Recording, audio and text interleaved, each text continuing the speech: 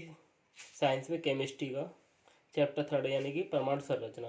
इससे पहले हमने इससे टॉपिक कंप्लीट करा दिए थे। इससे आगे फर्दर आगे टॉपिक देखते हैं। तो नेक्स्ट हमने देखेंगे आपके पास परमाणु का क्वांटम यांत्रिकी मॉडल, यानी हमें एटम को आप क्वांटम यांत्रिकी मॉडल के अकॉर्डिंग, तो ये हमारे पास अलग अलग साइंटिस्ट ने अलग अलग दिए थे। तो सबसे पहले देखेंगे डी ब्रॉगलीज इक्वेशन और के रिलेशन उन्होंने क्या क्या दिए थे। फिर उसके बाद देखेंगे हाइजेनबर्ग अनसर्टेनिटी प्रिंसिपल्स। इस चैप्टर में हम लोग सबसे पहले कराया था डाल्टन मॉडल की कमियां। उसके बाद आपका कराया था एटम, उसके बाद मॉलिक्यूल, आप electron, proton, neutron, cathode ray, anode rays.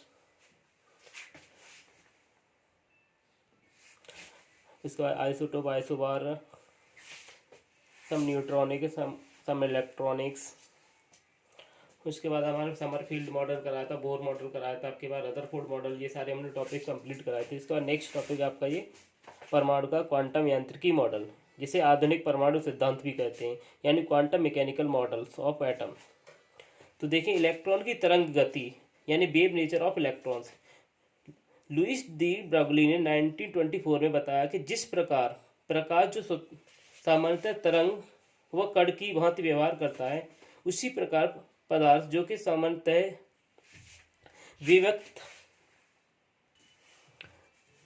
विभक्त यानी कणों जैसे कि आपके पास अणु, परमाणु, इलेक्ट्रॉन, प्रोटॉन द्वारा निर्मित होता है। इलेक्ट्रॉन, प्रोटॉन, न्यूट्रॉन इनसे निर्मित होता है। वह भी उपयुक्त परिस्थितियों में तरंगों के गुण प्रदर्शित कर सकते हैं। यानी इलेक्ट्रॉन, प्रोटॉन, न्यूट्रॉन, ये भी इलेक्ट्रॉन, ये सारे पार्टिकल क्या है, एक तरंग की तरह बिहेव कर सकते हैं।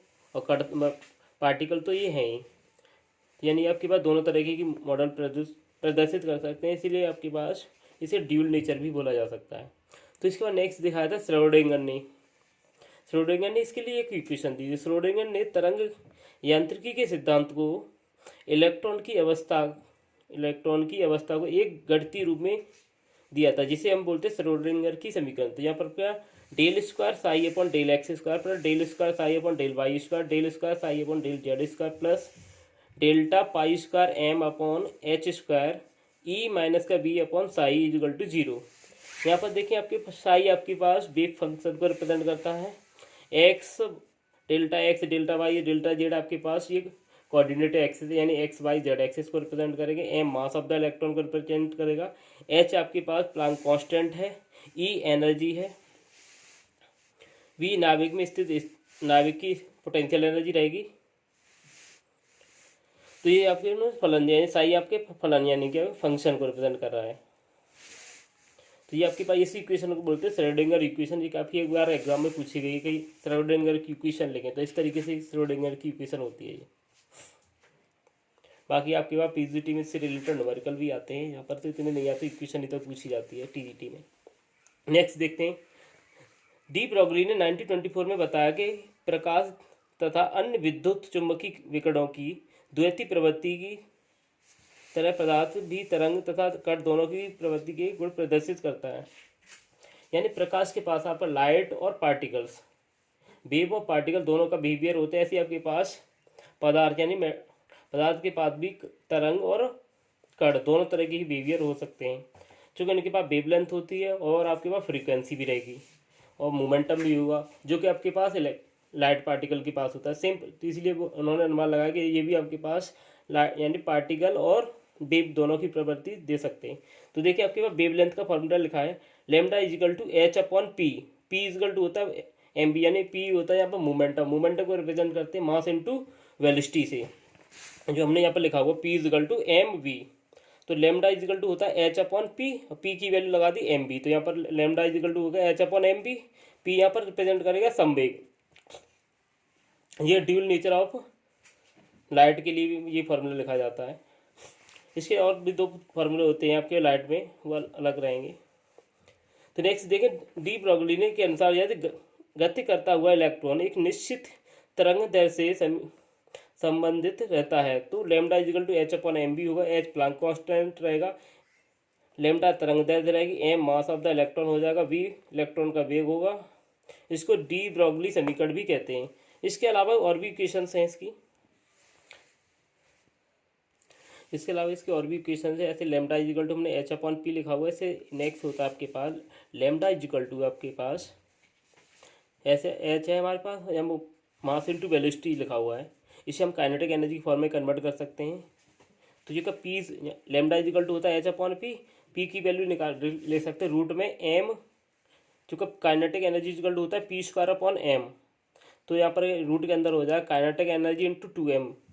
तो ये फॉर्मूला बन जाए लैम्डा अपॉन एच रूट के अंदर काइनेटिक एनर्जी इंटू 2m, यानी मास का 2 टाइम्स। और ये से मास को हम काइनेटिक एनर्जी को पोटेंशियल की फॉर्म में भी कन्वर्ट कर सकते हैं, तो उसमें भी ये फार्मूला हो जाएगा। तो ये से 3 तरीके से और फार्मूले इसके हो सकते हैं, जो लाइट वाले चैप्टर में आगे पढ़ेंगे हम। इसके बाद देख हाइजेनबर्ग का अनसर्टेनिटी प्रिंसिपल, अनिश्चितता का सिद्धांत जिसे बोला जाता है। तो 1927 में हाइजेनबर्ग ने अनिश्चितता का सिद्धांत प्रतिपादित किया था, जिसके अनुसार किसी गतिशील अति सूक्ष्म कण की स्थिति और वेग दोनों एक साथ यथार्थ निरीक्षण करना असंभव है। अगर कोई आपके पास सूक्ष्म कण और वो भी कैसा हो, गतिमान हो, तो उसके एक साथ उसकी स्थिति यानी पोजीशन को और उसके वेग को एक साथ हम दोनों को एक साथ हम ज्ञात नहीं कर सकते कभी भी। तो इसमें लिखा था डेल्टा एक्स यहाँ पर स्थिति को रिप्रेजेंट करता है और डेल्टा पी उसके भी मोमेंटम को। तो ये आपके पास एच अपॉन 2/4 हो जाएगा। दूसरा हमने इक्वेशन इसमें लिखा है डेल्टा एक्स इंटू मोमेंटम को लिखते हैं मास इंटू वेलोसिटी, तो डेल्टा एक्स इंटू एम और डेल्टा बी और एच अपॉन 2/4। तो डेल्टा एक स्थिति में अनिश्चितता है, डेल्टा पी मोमेंटम संवेग में अनिश्चितता है, डेल्टा बी वेग में अनिश्चितता, एच यहाँ पर रहेगा प्लांक कांस्टेंट जिसकी वैल्यू होती है 6.67 इंटू 10⁻⁻34 जूल सेकेंड।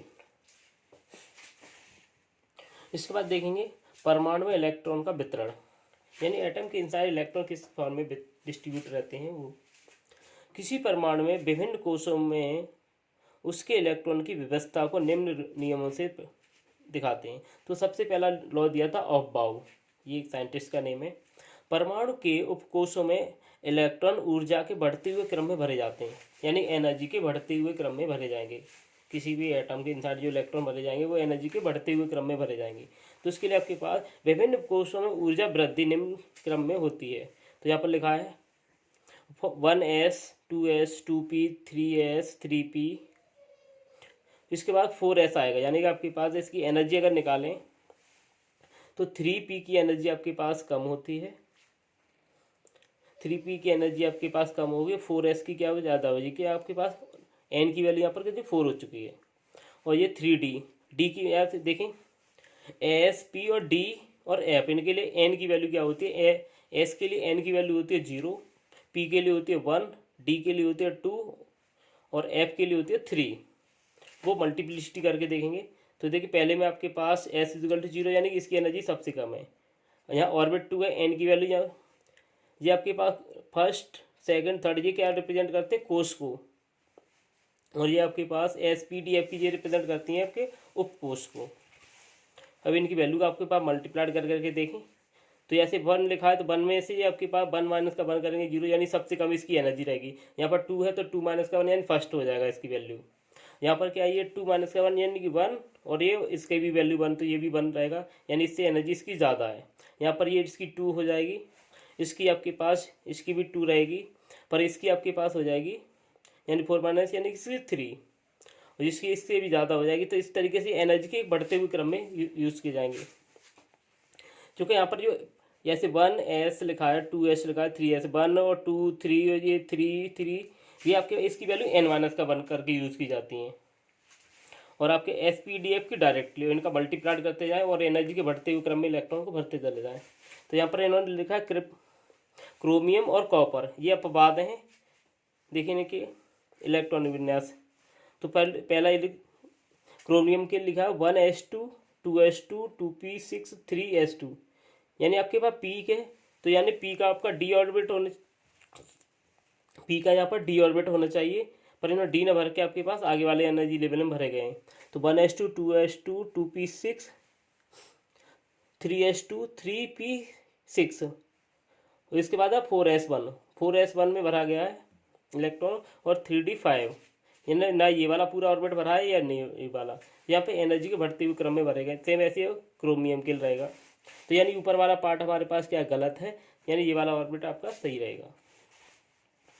हुंड इसके बाद रहता है आपके पास हुंड का बहुलता का नियम। तो उन्होंने बताया था निम्न प्रकार जहाँ तक संभव है किसी कक्षक का एसपीडीएफ में इलेक्ट्रॉन का युग्मित होना तब तक संभव नहीं है जब तक कि सभी कक्षों में एक एक इलेक्ट्रॉन नहीं हो जाता।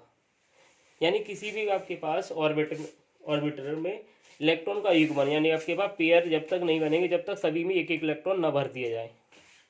जैसे आपने देखा एस में सिर्फ एक कॉलम होता है, पी में आपके पास 3 आपके पास सब सेल होते हैं, डी में होते हैं 5। तो आपके पास पहला एक एक सभी में इलेक्ट्रॉन भर देंगे 5 में, फिर उसके बाद 6 वाला इलेक्ट्रॉन फिर यहाँ से भरना स्टार्ट होगा। तो ध्यान रखें सभी ऑर्बिट आपके सब सेल में एक एक इलेक्ट्रॉन पहले भरना है, उसके बाद हमें युग्मन स्टार्ट करना है। तो ये हुंडर ने लॉ दिया था। आगे देखिए नेक्स्ट, जिसका चक्कर समदेश हो यानी एक ही ऑर्बिट की आंशिक रूप से भरे उपकोशों में ऊर्जा की मात्रा कम होती है, इस प्रकार से अधिक स्थायी होते हैं। वो क्या स्टेबिलिटी लिए होते हैं, यानी sp3 sp2 sp4 sp5 में अधिक स्थायी होंगे, ये आपके पास स्टेबिलिटी ले चुके होंगे। इसके बाद पाउली का अपवर्जन नियम। तो पाउली ने इसके अनुसार 2 इलेक्ट्रॉनों की चारों क्वांटम संख्याएं समान नहीं होनी, यानी अगर किसी एटम की बात की जाए तो उसमें s p d और f यानी आपके पास यानी n l m और n यानी आपके पास 4 क्वांटम संख्या होती है, मुख्य क्वांटम संख्या, दिगंती क्वांटम संख्या, चुंबकीय क्वांटम संख्या और चक्रण क्वांटम संख्या। अगर आपके पास मुख्य क्वांटम संख्या समान है, दिगंती क्वांटम संख्या समान है, चक्रण चुंबकीय क्वांटम संख्या समान है, तो चक्रण क्वांटम संख्या का मान जरूर भिन्न होगा। यानी आपके पास n l और m अगर सेम है तो s जरूर भिन्न होगा। s यानी रिप्रेजेंट करता है स्पिन को, तो स्पिन उसकी अलग होगी, जो हम कल आपके पास एक्सप्लेन करेंगे बोर्ड पर। इसके क्वांटम संख्या है, तो क्वांटम संख्याएं आपके पास 4 टाइप्स की होती हैं। पहली होती है मुख्य क्वांटम संख्या जिसे n से रिप्रेजेंट किया जाएगा। दूसरी रहेगी आपके पास दिगंती क्वांटम संख्या जिसे हम l से रिप्रेजेंट करेंगे। नेक्स्ट थर्ड रहेगी चुंबकीय क्वांटम संख्या जिसे रिप्रेजेंट करेंगे हम m से, और नेक्स्ट रहेगी चक्रण क्वांटम संख्या जिसे रिप्रेजेंट करेंगे हम s से यानी कि स्पिन। तो इससे आगे का हम पार्ट हम कल कंप्लीट करेंगे। अगर आपको ये वीडियो अच्छा लगा हो तो चैनल को लाइक करें, सब्सक्राइब करें, शेयर करें। Thank you watching the video.